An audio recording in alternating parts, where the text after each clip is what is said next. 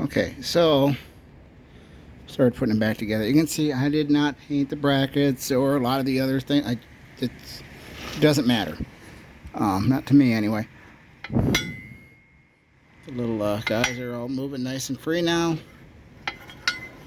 So this crank, this fan impeller is on a taper. So once this gets tightened up, that'll lock it where it needs to be. It's not a very good paint job, like I said, but it doesn't matter. Not for this. Just to get this thing in decent shape where it's usable and will, give a number of years with proper maintenance. So we lightly honed the cylinder.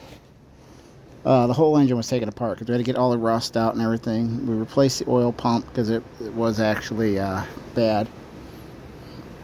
I have a different carburetor for it. Made a gasket for here and here. New head gasket.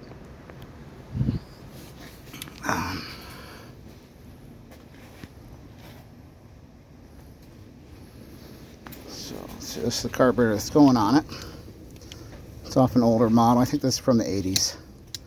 No choke on this one, primer only. I don't exactly know why they put a primer and a choke on the newer one, but I've never liked this style carburetor. Every time I've ever had one of these on an engine, they never started easy. So anyway, and then I have a brand new rebuild kit to put in here. So that'll get that done. And a few more things. Like I said, still waiting on the bottom plate. And, like I said, yeah, you can see there's rust there because that wasn't done. I don't care. It's going to get cleaned. I'll throw a little bit of clear coat on the thing, but other than that, I don't really leave my shit outside. So, basically, it should all just be fine. Compression seems good. I mean, obviously, once it gets running, that's going to change because, expansion and contraction of the metals and the rings and everything else. But, I mean, for now, it does feel good just doing it by hand.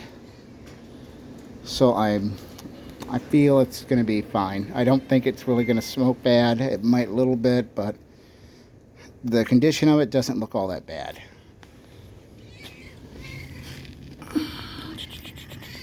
Not one you'd want to put a lot of money into, of course, but that's fine for what it is.